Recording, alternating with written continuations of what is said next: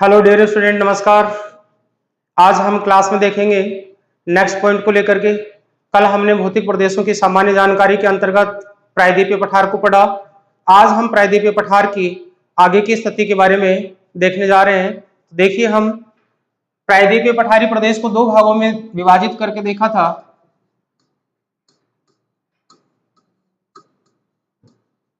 इसके अंतर्गत दो अवस्थाएं सम्मिलित की जाती हैं। एक हमारी सीमांकन के साथ जुड़ी हुई पर्वत श्रृंखलाएं, पर्वत व पहाड़ियां जो प्रायद्वीपीय भाग का अंग माने जाते हैं। साथ ही दूसरे भाग के अंतर्गत पठार आते हैं। तो सामान्यतः हमने पठार और पहाड़ियों के संदर्भ में कुछ जानकारियां ली थी। जिन पहाड़ियों को हमने देखा था उन पहाड़ियों में उत्तर में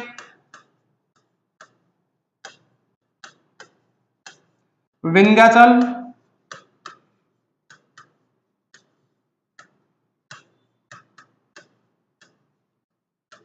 सतपुड़ा,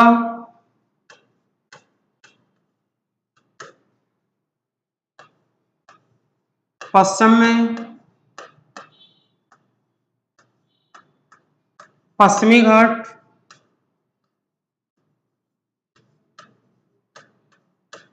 पूर्व में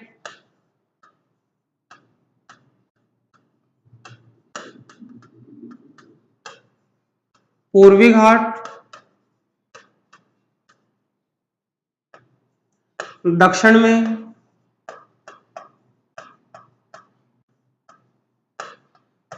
तीन पहाड़ियों की मिलन स्थली देखी थी,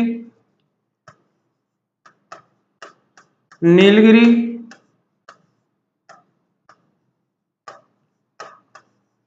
अन्नामलाई,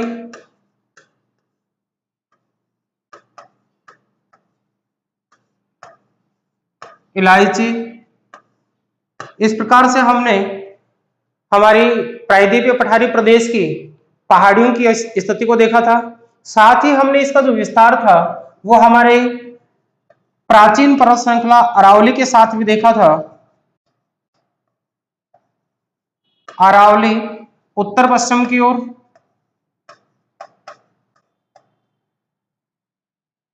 अरावली उत्तर पश्चिम में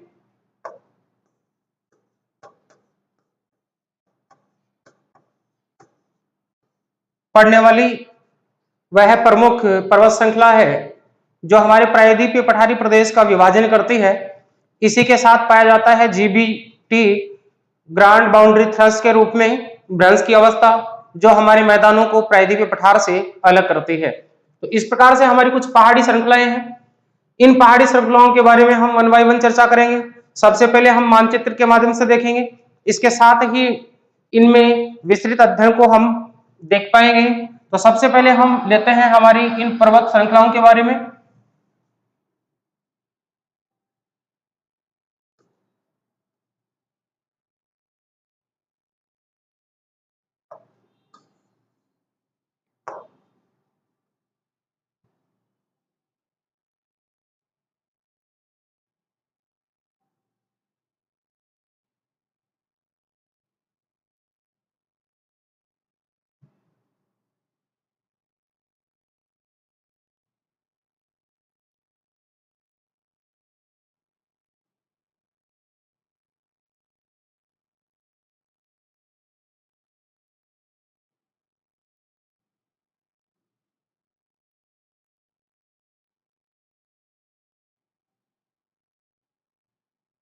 ये कुछ इस प्रकार से हमारे प्रायद्वीपीय पठारी प्रदेश का विभाजन और विस्तार की अवस्था थी।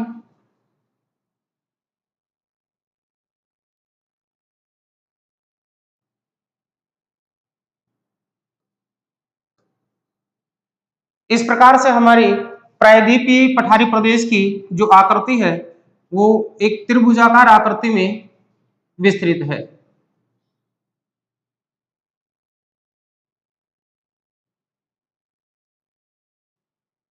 इस आकृति के साथ में इसका फैलाव पाया जाता है।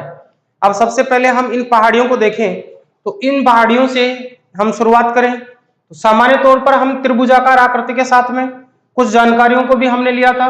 पुनः एक बार इन सामान्य जानकारियों को यथासंभव दोबारा देखने का प्रयास करें।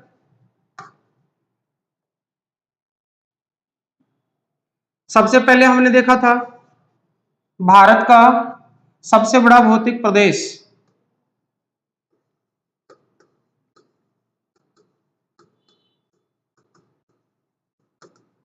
भारत का सबसे बड़ा भौतिक प्रदेश, सबसे बड़ा भौतिक प्रदेश, विस्तार 16 लाख वर्ग किलोमीटर। विस्तार में हमने दो प्रकार की अवस्थाएं देखी थी, पहाड़ियां व पठार।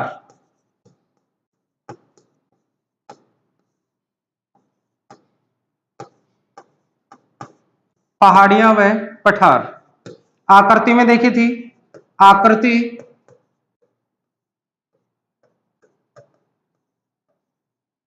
त्रिभुजाकार। यह हमारी सामान्य विशेषताएं थी। अब इसके विभाजन को अगर हम देखें तो सबसे पहले हम देखते हैं पश्चिमी घाट की स्थिति को, इसको कहा जाता है पश्चिमी घाट।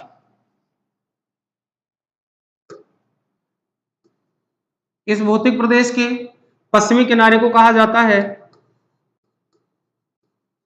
पश्चिमी घाट। इस भाग को कहा जाता है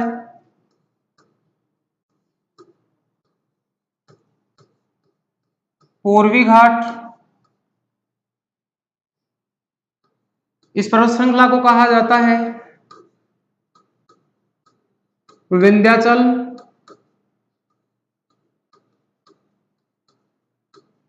इस पर्वत श्रृंखला को कहा जाता है सतपुड़ा। अब यहां देखेंगे हम इन पहाड़ी श्रृंखलाओं के संदर्भ में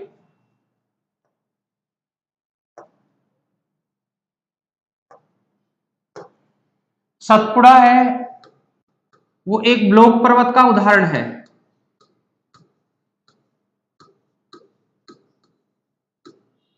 क्या होते हैं ब्लॉक पर्वत? दो भूभाग जिनके मध्य अवतलन की या उत्थान की क्रिया के परिणाम स्वरूप एक भाग ऊपर उठ गया हो या एक भाग उस स्थान से नीचे धंस गया हो, इस प्रकार से बनने वाली ऊपर उठी हुई आकृति ब्लॉक पर्वत के रूप में जानी जाती है। सतपुड़ा इसी प्रकार की श्रेणी का उदाहरण है। ब्लॉक पर्वत इस प्रकार के पर्वतों को कहा जाता है। तो सतपुड़ा हमारे ब्लॉक पर्वत का उदाहरण है। विश्व के प्राचीन और ब्लॉक पर्वतों में देखा जाए तो सतपुड़ा भारत में फैला हुआ एक ब्लॉक पर्वत है। ब्लॉक माउंटेन, जिसके रूप में मुख्य रूप से यूरोप महाद्वीप में रूस वाले प्रदेश में देखा जाए तो ब्लॉक पर्वत दिखलाई पड़ते हैं। उन्हीं में से ऐसा एक ब्लॉक पर्वत का उदाहरण हमारे भारत में भी देखने को मिलता है, जिसको सतपुड़ा के नाम से जाना जाता है। तो सतपुड़ा हमारे इस प्रायद्वीपीय पठारी प्रदेश के उत्तर में स्थित है। उत्तर में स्थित विंध्याचल पर्वत श्रृंखला है जो इसकी सीमा का निर्धारण करता है। इसके उत्तर में यहां विशाल मैदान पाए जाते हैं। ये विशाल मैदानों की स्थिति पाई जाती है। इसके समानांतर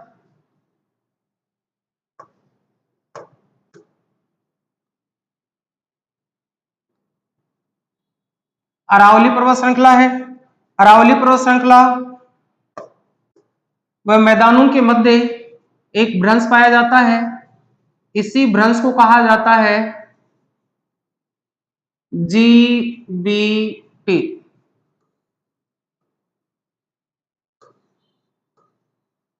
ग्रांड बाउंड्री थ्रस्ट, इसको कहा जाता है अरावली।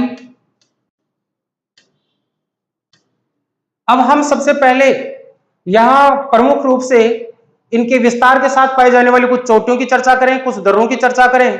तो सबसे पहले हम पश्चिमी घाट को लेकर के चर्चा करें तो पश्चिमी घाट वाले क्षेत्र में यहां एक पास पाया जाता है, दर्रा पाया जाता है। इस दर्रे को कहा जाता है थालघाट दर्रा।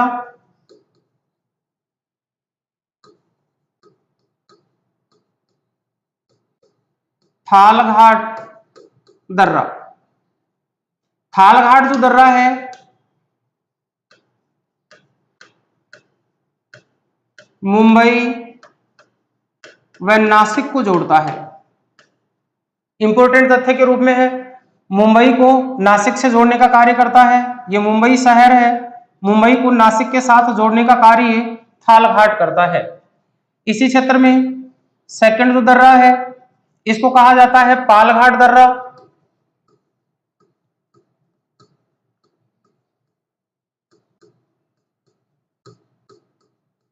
इस पालघाट दर्रे में मुंबई शहर है वो चेन्नई के साथ जुड़ता है, लेकिन याद रखें मुंबई और चेन्नई को न देते हुए जस्ट आगे वाला स्थान पूछ लिया जाता है।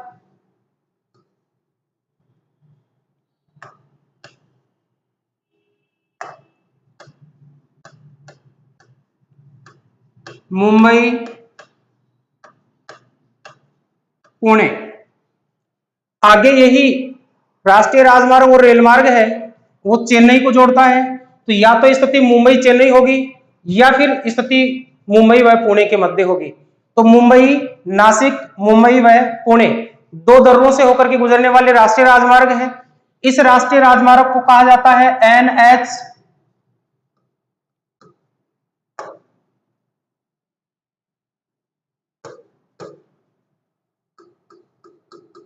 NH3, राष्ट्रीय राजमार्ग नंबर 3। इसको कहा जाता है पालघाट से होकर गुजरने वाले राष्ट्रीय राजमार्ग को NH4, राष्ट्रीय राजमार्ग नंबर 4। यहां भी प्रश्न इंपॉर्टेंट है, हमने जिस प्रश्न को लेकर के चर्चा की है विगत एग्जाम में पूछा जा चुका है। ध्यान दें, इस भोरघाट, थालघाट, पालघाट और भोरघाट तीन दर्रों के सीक्वेंस की स्थिति को पूछा जाता है।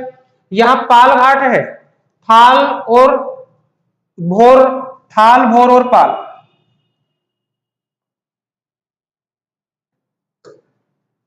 एक बार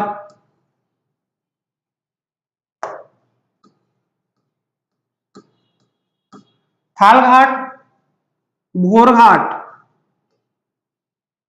पालघाट।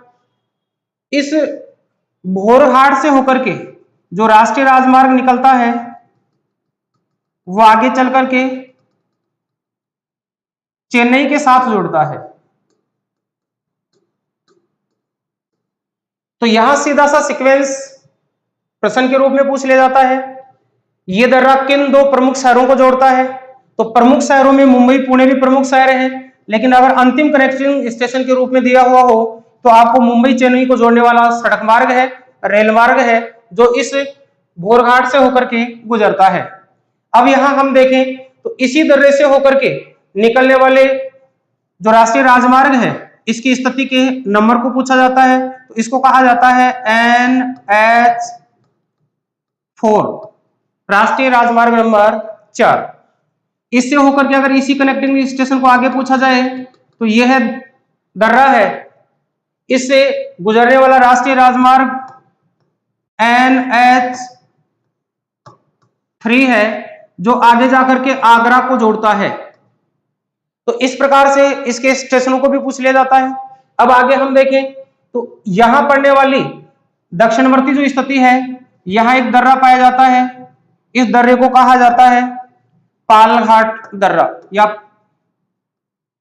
पलक्कम दर्रा।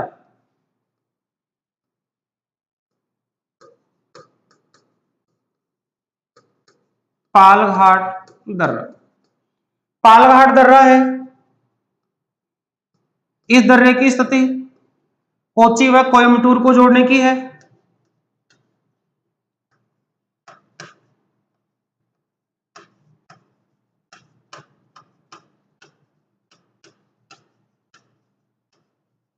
कोच्चि व कोयम्बटूर को आपस में जोड़ने का कार्य करता है। इसके दक्षिण में सिनकोट दर्रा पाया जाता है।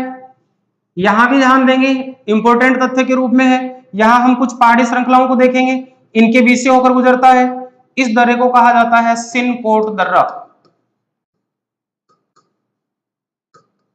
सिनकोट दर्रा। अब यहां इंपॉर्टेंट तथ्य के रूप में आता है प्रायद्वीपीय पठारी प्रदेश में कौन कौन से दर्रे हैं, या उनमें से कौन सा एक दर्रा प्रायद्वीपीय पठारी प्रदेश का नहीं है। तो इन चार में से कोई 3 नाम दिए जाते हैं, अन्य कोई हिमालय पर्वतीय प्रदेश के दर्रे दे दिए जाते हैं। तो यहाँ थाल, भोर, पाल और सिनकोट 4 प्रमुख दर्रे हैं जो प्रायद्वीपीय पठारी प्रदेश के दर्रे हैं। यहाँ दक्षिणवर्ती भाग में 2 दर्रे हैं, पालघाट और सिनकोट दर्रा, तथा सह्याद्री पर्वत श्रृंखला में पाए जाते हैं थाल घाट व भोर घाट दर्रा। यहां इनके बीच में पहाड़ी श्रृंखलाएं हैं। इन पहाड़ी श्रृंखलाओं से कुछ इस प्रकार की आकृति बनती है।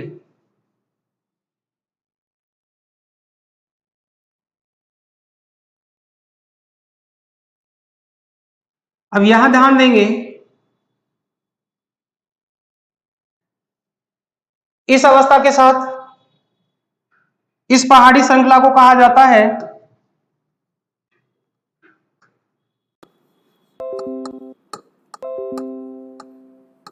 नीलगिरी। इस पहाड़ी श्रृंखला को कहा जाता है अन्नामलाई।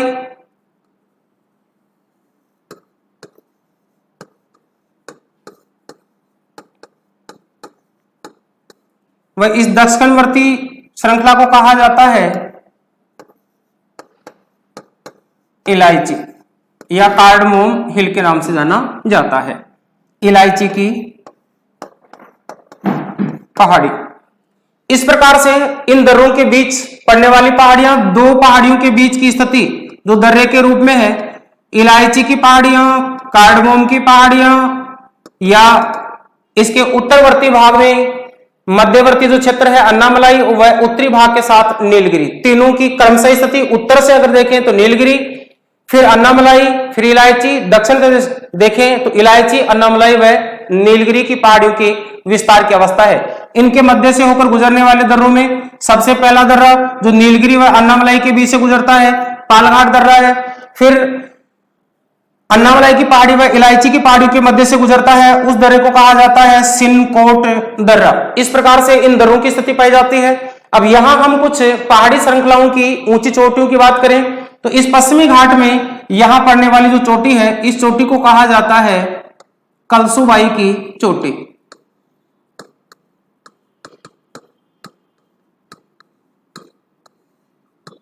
कलसुबाई चोटी। इस कलसुबाई चोटी को सह्याद्री की पहाड़ियों की सबसे ऊंची चोटी माना जाता है। इसके विस्तार की अगर हम अवस्था को देखें तो यहां 1648 मीटर इसकी ऊंचाई पाई जाती है। यहां नेक्स्ट स्थिति को देखें तो एक प्रमुख महत्वपूर्ण चोटी पाई जाती है, इसको कहा जाता है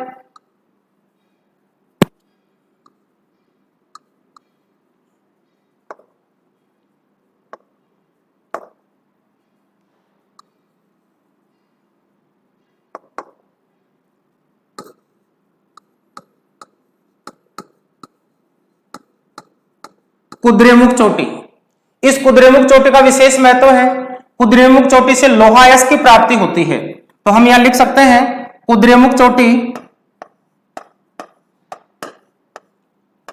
कुद्रेमुख चोटी लोहा अयस्क के लिए जानी जाती है। लोहा अयस्क के लिए जानी जाती है।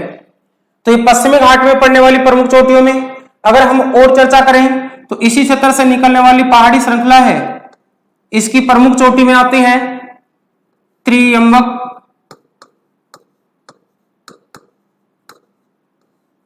इसी के पास में आती है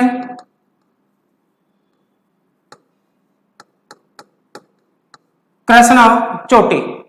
अब यहां से कुछ महत्वपूर्ण चोटियों की अगर हम चर्चा करें तो कलसुबाई चोटी उत्तर में पड़ने वाली सह्याद्री की सबसे ऊंची चोटी है, तथा दक्षिण की बात करें तो दक्षिण में पड़ने वाली सबसे ऊंची चोटी कुद्रेमुख चोटी है। इसकी स्थिति है वो 1892 मीटर ऊंचाई के साथ पाई जाती है। लेकिन अगर पश्चिमी घाट की औसत स्थिति को देखें तो ये विगत एग्जाम में प्रश्न पूछा जा चुका है। पश्चिमी घाट की सबसे ऊंची चोटी कौन सी है? तो आपको याद रखना है कलसूबाई चोटी आंसर होगा। यहाँ कुद्रेमुख चोटी है, 1892 मीटर ऊंची है, लेकिन इसको नहीं माना गया है। तो ये भी ध्यान रखें कौन कौन सी चोटियां हैं जो पश्चिमी घाट में पड़ती हैं। तो कलसूबाई चोटी है, त्रिंबक चोटी है, कृष्णा चोटी है, कुद्रेमुख की चोटी है, ये पश्चिमी घाट की पड़ने वाली प्रमुख चोटियां हैं। इन पश्चिमी घाट की स्थिति में हमें एक स्थिति आकृति के साथ दिखलाई पड़ती है कि पश्चिमी घाट उत्तर से लेकर के दक्षिण की ओर पश्चिमी तट के समानांतर समानांतर क्रम से फैला हुआ है, कहीं कटाफटा नहीं है, इसलिए इसको पार करना असंभव है। और इसी कारण से भारत में जो इस क्षेत्र से चलने वाली हवाएं होती हैं, इन हवाओं को रोकने का कार्य करता है, जिसको हम कहते हैं हमारा मानसूनी तंत्र। इस अरब सागरीय मानसूनी तंत्र को आगे बढ़ने से रोकता है और पश्चिमी घाट के पश्चिमी ढालों पर सर्वाधिक वर्षा होती है और पश्चिमी घाट के पूर्वी ढालों पर कम वर्षा होती है। तो इसका एक महत्व और उपयोग भी है जो हमें कुछ इस रूप में दिखलाई पड़ता है। आगे हम चर्चा करेंगे इसकी विस्तृत भी। अब आगे हम देखें तो यहां हम पूर्वी घाट को देखें तो पूर्वी घाट कुछ खंडित श्रेणियों के रूप में पाया जाता है। इस प्रकार से अलग अलग प्रकार के टुकड़े हैं और इनके बीच से होकर के नदी अपवाह तंत्र पाया जाता है। नदियां हैं जो अपना जल बंगाल की खाड़ी में ले जाती हैं, नदियों द्वारा काट दिया गया है, इसलिए पूर्वी घाट को कहा जाता है खंडित श्रेणी तथा पश्चिमी घाट को कहा जाता है क्रमशः श्रेणी। तो खंडित श्रेणी के साथ में यहां इस क्षेत्र में सर्वाधिक ऊंची चोटी को देखें तो पूर्वी घाट के जो उत्तरवर्ती भाग है इसकी सबसे ऊंची चोटी है महेंद्रगिरी की चोटी।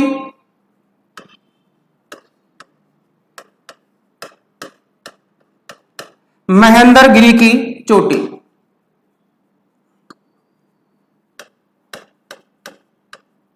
महेंद्रगिरी चोटी, महेंद्रगिरी चोटी है, इसकी ऊंचाई 1501 मीटर है, यहां पड़ती है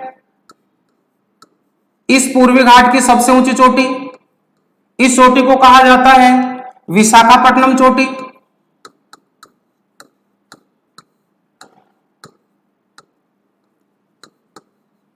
विशाखापट्टनम चोटी, विशाखापट्टनम चोटी की जो ऊंचाई है वो है 1680 मीटर। इस प्रकार से पूर्वी घाट की सबसे ऊंची चोटी विशाखापट्टनम। जानते हैं विशाखापट्टनम शहर किस राज्य का शहर है? आंध्र प्रदेश राज्य का शहर है। तो प्रश्न पूछ लिया जाए किस राज्य में पड़ती है? आंध्र प्रदेश राज्य में पड़ती है। महेंद्रगिरी की चोटी है किस राज्य में पड़ती है? तो ये उड़ीसा राज्य में पड़ती है।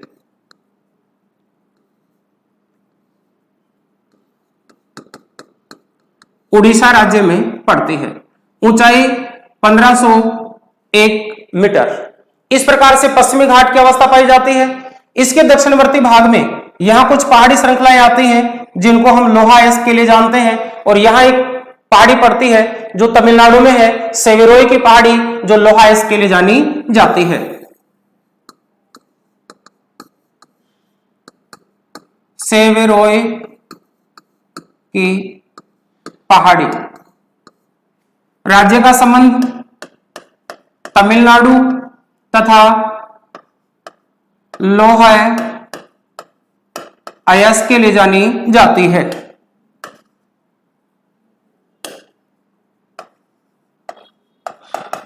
लोहायस्क के लिए जानी जाती है। तो तमिलनाडु राज्य में सेवेरोई की पहाड़ियों का संबंध है, वो लोहायस्क के लिए जाना जाता है। अब आगे हम चर्चा करें तो हमारे उत्तरवर्ती भाग की, तो उत्तरवर्ती भाग में हम विंध्याचल पर्वत श्रृंखला और सतपुड़ा के बीच के देखें तो सबसे ऊंची चोटी सतपुड़ा पहाड़ी श्रृंखला में पाई जाती है, जिसको कहा जाता है धूपगढ़ चोटी।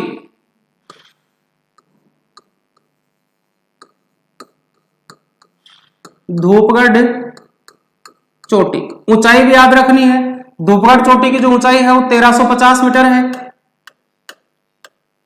1350 मीटर इस पहाड़ी श्रृंखला की सबसे ऊंची चोटी है। धूपगढ़ एक बायो रिजर्व पार्क भी है, तो यहां प्रमुख रूप से जैव विविधता भी पाई जाती है, तो इस रूप में भी ये फेमस है।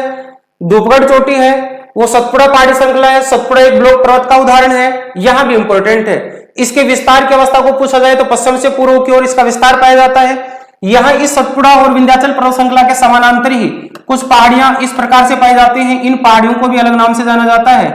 तो यहां आप ध्यान रखेंगे इन पहाड़ी श्रृंखला को कहा जाता है मैकाल व महादेव पहाड़ियां। तो महादेव व मैकाल, इन पहाड़ियों के नाम से जाना जाता है, जो सतपुड़ा पहाड़ियों के ही भाग हैं। अब यहां से एक ध्यान और प्रमुख प्रश्न के रूप में एक नदी को लेकर के प्रश्न कर लिया जाता है और उस नदी का संबंध पूछ लिया जाता है। वह कौन सी नदी है जो दोनों पहाड़ियों के बीच से निकल करके चलती है, अर्थात विंध्याचल व सतपुड़ा पहाड़ी श्रृंखला के मध्य से होकर के बहती है, भ्रंश घाटी का निर्माण करती है। इस नदी को कहा जाता है नर्मदा नदी। नर्मदा नदी, तो नर्मदा नदी एक भ्रंश घाटी का निर्माण करती हुई आती है, साथ ही विंध्याचल पहाड़ी से निकल करके सतपुड़ा पहाड़ी श्रृंखला के मध्य से होकर के भ्रंश घाटी बनाती हुई निकलती है, वह अरब सागर में आकर के गिरती है। साथ ही यहां से एक अन्य नदी भी निकल करके चलती है, इस नदी को कहा जाता है ताप्ती नदी। इस ताप्ती नदी का जो संबंध है वो भी हमारे प्रायद्वीपीय पठारी प्रदेश है, ये भी भ्रंश घाटी का निर्माण करती है। तो मूल रूप से इनको भ्रंश घाटियों के लिए जाना जाता है। अरब सागर में गिरने वाली नदियां हैं, इसी पठारी प्रदेश से निकलने वाली एक नदी जिसको हम नर्मदा नदी के नाम से, ताप्ती नदी के नाम से जानते हैं, तथा एक नदी जो बंगाल की खाड़ी में गिरती है, भ्रंश घाटी के लिए जानी जाती है, जिसको दामोदर नदी कहते हैं। इसी प्रायद्वीपीय पठार से निकलने वाली 3 प्रमुख नदियां हैं जो ऐश्वर्य का निर्माण करती हैं, भ्रंश घाटी का निर्माण करती। अंततः ये नदियां ऐश्वर्य बनाती हैं, ये भ्रंश घाटी का निर्माण करती हुई बंगाल की खाड़ी में डेल्टा को बनाती हुई गिरती है। तो यहां महत्वपूर्ण तथ्यों के रूप में इस प्रकार से कुछ अवस्थाएं पाई जाती हैं। साथ ही ये भी देख लें, यहां से गुजरने वाली जो नदी है इसको कहा जाता है दामोदर। छोटा नागपुर के पठार को 2 भागों में विभाजित करती हुई चलती है, आगे इसकी डिटेल पुनः आएगी। दामोदर नदी, ताप्ती नदी व नर्मदा नदी 3 नदियां हैं जो भ्रंश घाटी का निर्माण करती हुई चलती हैं। इस प्रकार से हमारी उत्तरवर्ती पहाड़ी श्रृंखला की सबसे ऊंची चोटी, पश्चिमी घाट की सबसे ऊंची चोटी, पूर्वी घाट की सबसे ऊंची चोटी तथा दक्षिणवर्ती जो पहाड़ियां हैं इनकी ऊंची चोटियों को हम और डिटेल से देखेंगे। साथ ही इसकी कुछ अन्य विशेषताएं हैं, इनको भी देखेंगे। एक बार इनको नोट डाउन करके स्क्रीनशॉट लें, बढ़े आगे की ओर।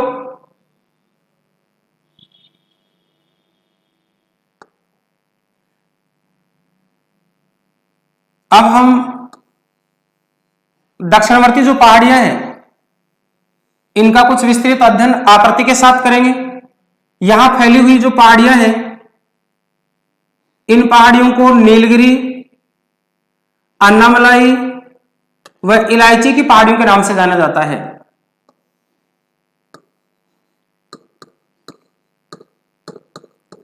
नीलगिरी,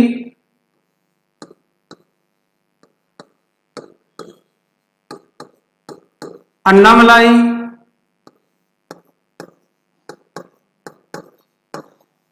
इलायची या कार्डमोम हिल्स। नीलगिरी की जो पहाड़ियां हैं इनका विस्तार 3 राज्यों में पाया जाता है। यहां भी प्रश्न इंपोर्टेंट है।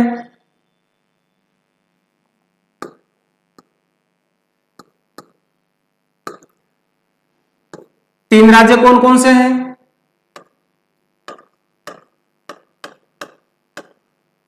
कर्नाटक, केरल, तमिलनाडु, ये 3 राज्य इसके विस्तार वाले हैं। अन्नामलाई का विस्तार अगर हम देखें तो अन्नामलाई का विस्तार केरल व तमिलनाडु, इन राज्यों में फैला हुआ है। तथा इलायची का जो विस्तार है ये भी केरल व तमिलनाडु राज्य में फैला हुआ है।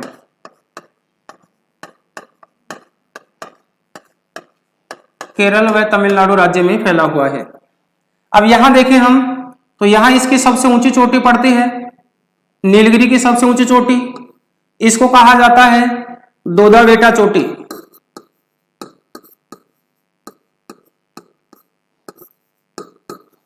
दोदा बेटा चोटी। इस प्रदेश में अन्नामलाई की जो पहाड़ियां हैं इनमें जो चोटी पड़ती है सबसे ऊंची चोटी, इसको कहा जाता है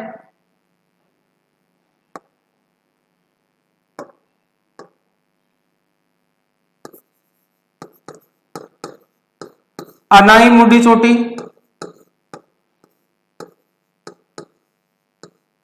यह दक्षिणी भारत की सबसे ऊंची चोटी है।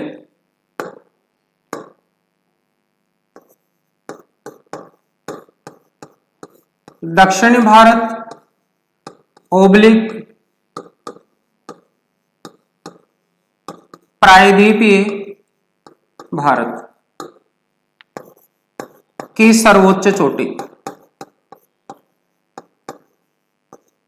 सर्वोच्च चोटी है।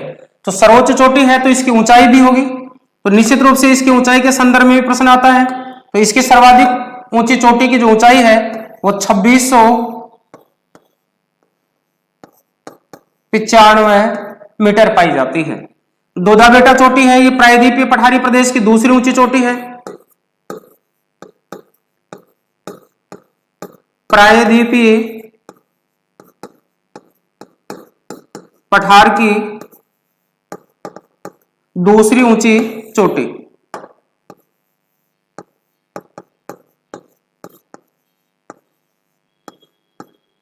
दूसरी ऊंची चोटी है। इस चोटी की जो ऊंचाई है वो पाई जाती है 2637 मीटर। इंपोर्टेंट तथ्य हैं दोनों के रूप में, 2695, 2637। ये सर्वाधिक ऊंची चोटी है। दूसरी ऊंची चोटी है वो दोदा बेटा चोटी है, जो कि नीलगिरी की पहाड़ियों में स्थित है। यहां अन्नामलाई की पहाड़ियों में स्थित ऊंची चोटी का नाम है अनाईमुडी चोटी, जिसकी ऊंचाई 2695 मीटर है, दक्षिण भारत की सबसे ऊंची चोटी है। यहां इनके क्रमशः उत्तर से दक्षिण की ओर विस्तार की स्थिति को भी ध्यान दें तो उत्तर से दक्षिण की ओर पहले नीलगिरी, फिर अन्नामलाई व इलायची, तीनों पहाड़ियों का क्रम उत्तर से दक्षिण की ओर पाया जाता है। इस प्रकार से उत्तर से दक्षिण की ओर है। तो इस सिरे पर नीलगिरी, इस सिरे पर अन्नामलाई व इस सिरे पर इलायची की पहाड़ियां हैं। ये भी याद रखें, प्रश्न इंपोर्टेंट तथ्य इस रूप में आ जाता है। हमने देखा था कि इस स्थान से हमारे सामने पश्चिमी घाट था, इस क्षेत्र से गुजरने वाले पूर्वी घाट की स्थिति थी। तो यहां हमने देखा कि यहां आकर के ये पहाड़ियां आपस में मिल जाती हैं। तो जब कॉमन स्थिति के संदर्भ में पूछा जाए तो कहां मिल जाती है इन तीनों पहाड़ियों के साथ में? पूर्वी घाट और पश्चिमी घाट मिलता हुआ दिखाई देता है, या प्रायद्वीपीय भाग का अंतिम भाग विस्तृत रूप में हमें अन्नामलाई, इलायची व नीलगिरी की पहाड़ियों के साथ मिलता हुआ दिखाई देता है। तथ्य के रूप में देखा जाए किस पहाड़ी के साथ मिलता है तो ये दक्षिण में रह जाती है, और यहाँ जो नीलगिरी की पहाड़ी है यहाँ प्रायद्वीपीय पठारी भाग का पूर्वी घाट और पश्चिमी घाट मिलता हुआ दिखाई पड़ता है। तो ये इंपोर्टेंट तथ्य के रूप में निकल करके आता है। नीलगिरी की पहाड़ियों में यहाँ पूर्वी घाट,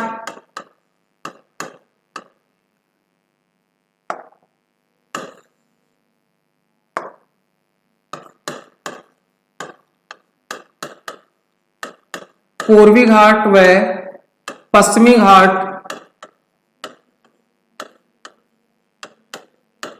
मिल जाते हैं।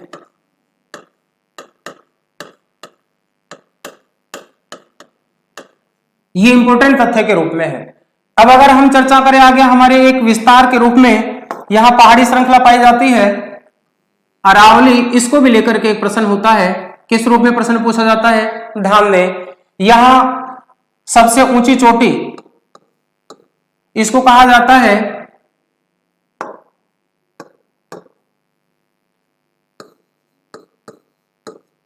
माउंट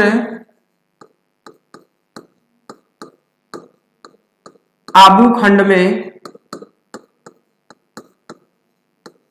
स्थित गुरु शिखर चोटी।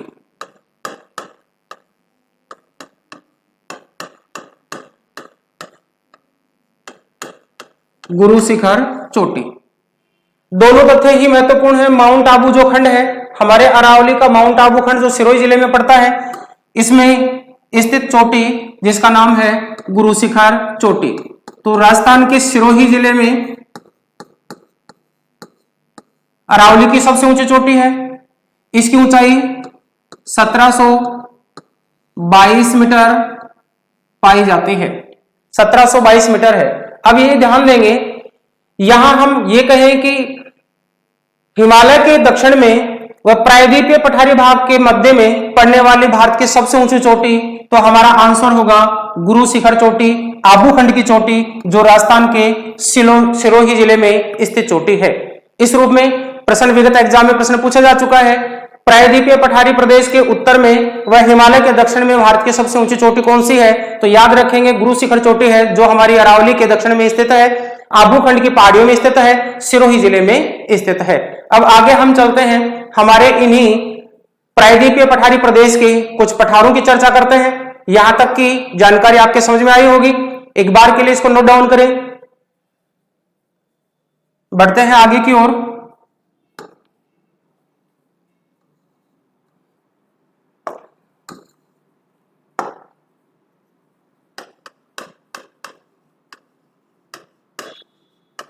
प्रायद्वीपीय पठार, इस पठार में हम भारत में पठारी प्रदेश की जो अवस्था है उसको देखेंगे। कौन कौन से पठार किस किस विस्तार के साथ फैले हुए हैं।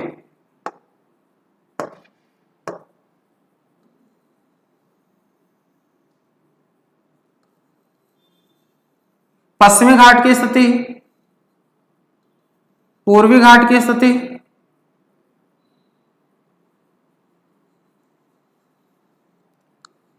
विंध्याचल सतपुड़ा की स्थिति, नीलगिरी, अन्नामलाई व इलायची पहाड़ियों की स्थिति।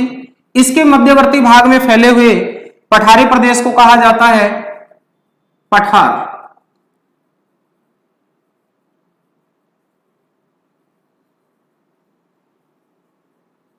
इस पठार का नाम है दक्कन का पठार।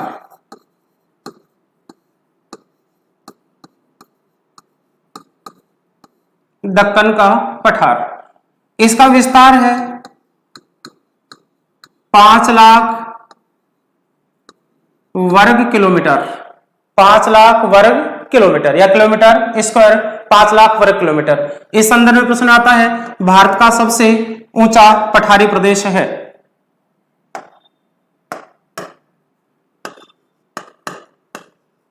भारत का सबसे बड़ा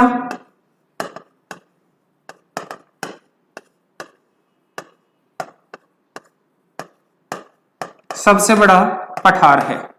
इस पठारी प्रदेश में लावा निर्मित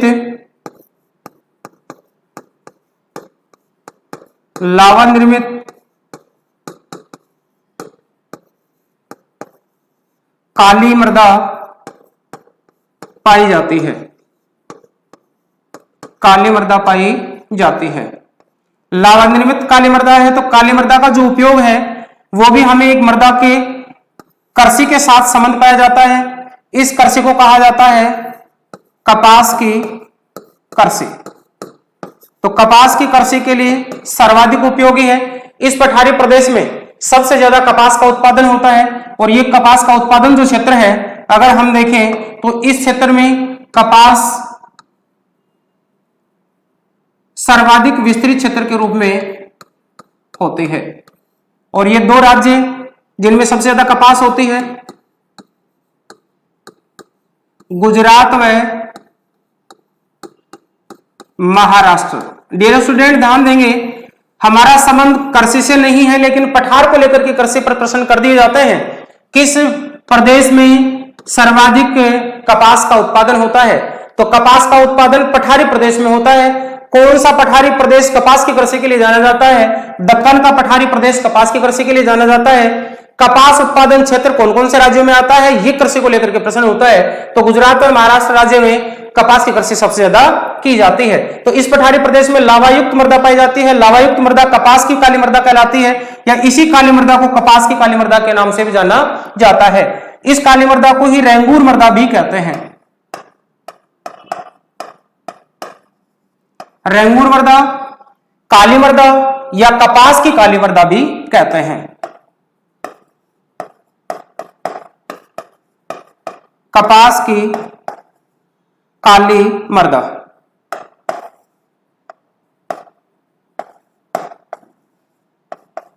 ये कुछ इसके अन्य नाम भी हैं। साथ ही इसकी एक विशेषता भी, वो भी ध्यान रखेंगे, यह विश्व की सर्वाधिक जल धारण करने वाली मृदा होती है। अर्थात एक बार इसमें जल देने के बाद या जल समायोजित होने के बाद भी कई दिनों तक नहीं सूखती है, इसलिए अधिक समय तक जल को बनाए रखती है, बचाए रखती है। तो विश्व में सर्वाधिक जल धारण करने वाली मृदा मानी जाती है। यही कारण है कि यहां कपास की कृषि आसानी से कर दी जाती है या उत्पन्न हो जाती है। इस पठारी प्रदेश को कहा था कर्नाटक का पठार,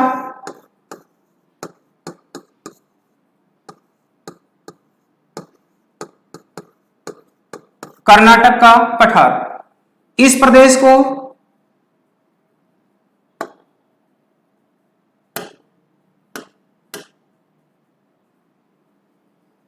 को कहा जाता है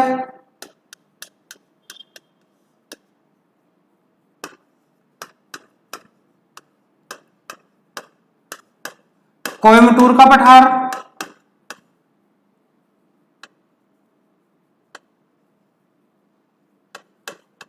इस पठारी प्रदेश को कहा जाता है दंडकारण्य का पठार,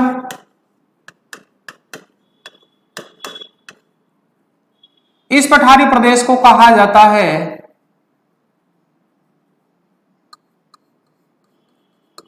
छोटा नागपुर का पठार।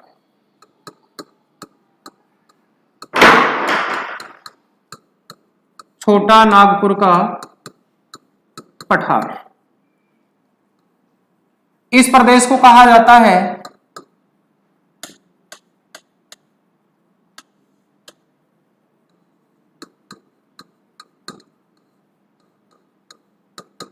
छत्तीसगढ़ का पठार तथा इस संयुक्त प्रदेश को कहा जाता है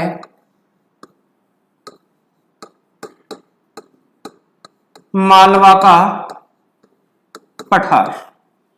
इस मालवा के पठार के उत्तरी पश्चिमी भाग को कहा जाता है हाड़ौती पठार।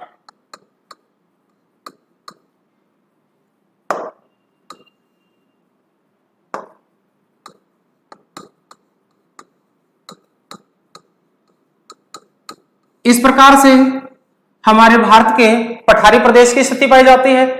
पठारी प्रदेश में एक पठारी प्रदेश जो यहां गंगा नदी के मुहाने क्षेत्र से उत्तर की ओर पड़ता है, इस पठारी प्रदेश को कहा जाता है कार्बी एंगलोंग का पठार, जो मेघालय राज्य में है, या इसी को कहा जाता है शिलोंग का पठार। शिलोंग का पठार। छोटा नागपुर का पठार खनिजों की दृष्टि से सबसे संपन्न पठारी प्रदेश है। छोटा नागपुर के पठारी प्रदेश को दामोदर नदी दो बराबर भागों में बांटती है। ये दामोदर नदी का आपका क्षेत्र देखा। दामोदर नदी को विगत समय में हमने अभी कुछ समय पहले देखा कि एक भ्रंश घाटी के रूप में जाना जाता है। साथ ही दामोदर नदी है वो कोयला निक्षेप के लिए जानी जाती है, और कोयला निक्षेप सर्वाधिक हमारे इसी दामोदर नदी घाटी में पाए जाने के कारण इसको भारत का रूहर कहा जाता है। इस नदी को कहा जाता है दामोदर नदी। दामोदर नदी। इस दामोदर नदी को भारत का रूहर कहा जाता है।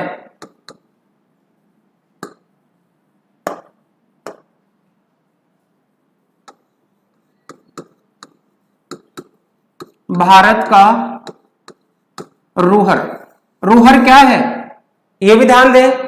रूहर जर्मनी का विश्व प्रसिद्ध कोयला उत्पादन क्षेत्र है। तो जहां जहां भी कोयले के विशाल और निक्षेप और भंडार पाए जाते हैं उसको रूहर के नाम से जाना जाता है। भारत में सबसे ज्यादा विस्तृत जो भंडार है वो छोटा नागपुर के पठारी प्रदेश में देखने को मिलते हैं। इस छोटा नागपुर के पठार को ही भारत का रूहर व दामोदर नदी घाटी को भारत की रूहर कहा जाता है। दामोदर नदी है ये दो भागों में इसको विभाजित करती है। उत्तरी भाग अलग नाम से जाना जाता है, दक्षिणी भाग अलग नाम से जाना जाता है। ऊपर उत्तर में पड़ने वाले भाग को कहा जाता है हजारीबाग का पठार। हजारीबाग पठार। व दक्षिण में पड़ने वाले को कहा जाता है रांची का पठार। रांची का पठार। इस प्रकार से हमारे पठारों की स्थिति पाई जाती है। पठारों की जो सामान्य विशेषता है, खनिज संपन्न होते हैं, काली मृदा के जमाव वाले होते हैं। तो यहां तक आपने ध्यान से देख लिया होगा। एक बार इस चित्र पर पुनः गौर करें। हमारा प्रायद्वीपीय पठारी प्रदेश का सबसे बड़ा भौतिक प्रदेश पठार के रूप में पाया जाता है दक्कन का पठार। इसके दक्षिण में पड़ता है, इसको कहा जाता है कर्नाटक का पठार। तमिलनाडु व आंध्र प्रदेश की सीमावर्ती भाग पर पाए जाने वाले पठार को कहा जाता है कोयम्बटूर का पठार। कोयम्बटूर का पठार है, यहां भी कपास की कृषि होती है। कपास की कृषि होती है। साथ ही कपास की कृषि के अलावा गन्ना उत्पादन भी होता है, गन्ना उत्पादन भी होता है। और कोयम्बटूर का जो गन्ना है वो सर्वाधिक मीठा है,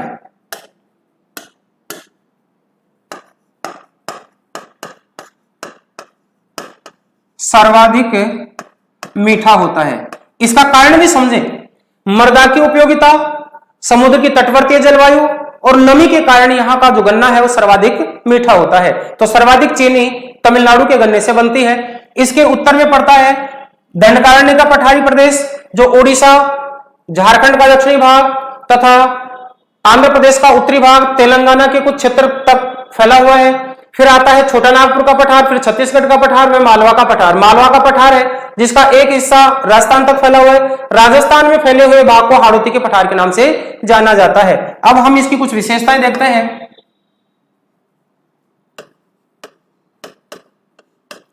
पठार की विशेषताएं, सबसे पहली विशेषता हम देखें,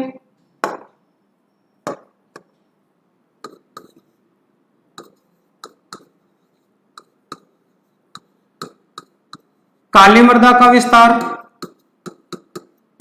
अब यहां इंपॉर्टेंट तथ्य निकल करके आता है, काली मृदा है तो ये ज्वालामुखी निर्मित है, ज्वालामुखी से निर्मित है। और ज्वालामुखी से निर्मित है तो निश्चित रूप से लावा युक्त है।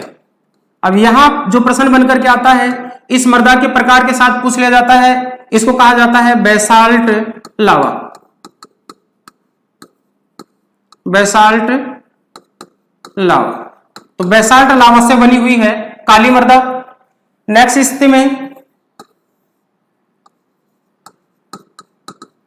कपास व अन्य व्यापारिक फसलों के लिए, व्यापारिक फसलों के लिए उपजाऊ है, व्यापारिक फसलों के लिए उपजाऊ है। तीसरी विशेषता देखें, इसका ढाल, तो प्रायद्वीपीय पठारी भाग का ढाल है वो पश्चिम से पूर्व की ओर है, पूर्व की ओर है। क्यों कह सकते हैं हम पश्चिम से पूर्व की ओर है? यहां से बहने वाली जो नदियां हैं या यहां से निकलने वाली जो नदियां हैं,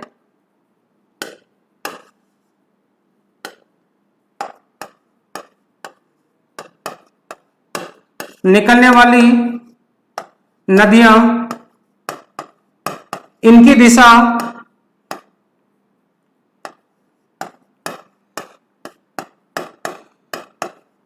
दिशा पश्चिम से पूर्व की ओर है, पश्चिम से पूर्व की ओर है। अर्थात प्रायद्वीपीय पठारी प्रदेश से बहने वाली जो नदियां हैं, जिनमें हम मूल रूप से देखें तो कावेरी नदी है, गोदावरी है, कृष्णा है, जिनका बहाव क्षेत्र है वो पश्चिम से पूर्व की ओर पाया जाता है। पश्चिमी घाट से निकलती हैं तथा पूर्व की ओर बहती हुई बंगाल की खाड़ी में अपना जल विसर्जित करती हैं। तो जो ढाल के सहारे बहकर के जाती है तो इसका ढाल पश्चिम से पूर्व की ओर पाया जाता है। तथा यहां इसकी अगली विशेषता को अगर हम देखें तो पठारी प्रदेश में खनिज सर्वाधिक पाए जाते हैं, खनिज सर्वाधिक। अब खनिज सर्वाधिक हैं तो हमारा पठारी प्रदेश छोटा नागपुर का पठार सबसे समृद्ध है, छोटा नागपुर का पठारी प्रदेश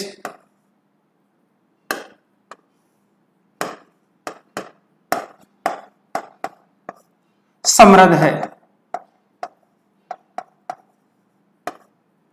समृद्ध है। तो छोटा नागपुर का पठारी प्रदेश सबसे समृद्ध खनिज संपदा में जाना जाता है। छोटा नागपुर के पठारी प्रदेश को कहा जाता है खनिजों का अजायब घर।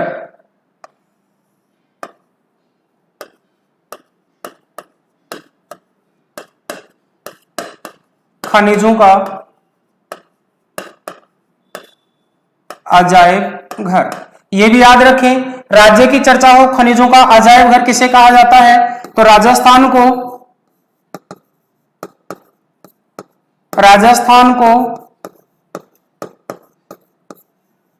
खनिजों का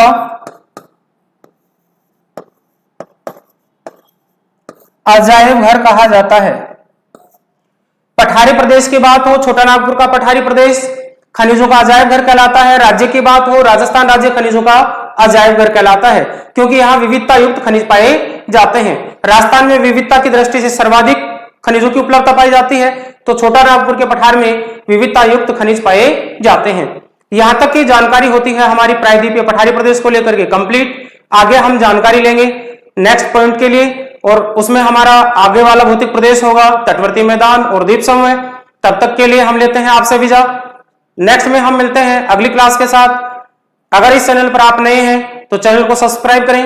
अगर क्लास आपको पसंद आती है तो आप वीडियो को लाइक और शेयर करना न भूलें। साथ ही आप बेल आइकन को दबाएं ताकि आने वाली नोटिफिकेशन सबसे पहले प्राप्त हो सके। धन्यवाद।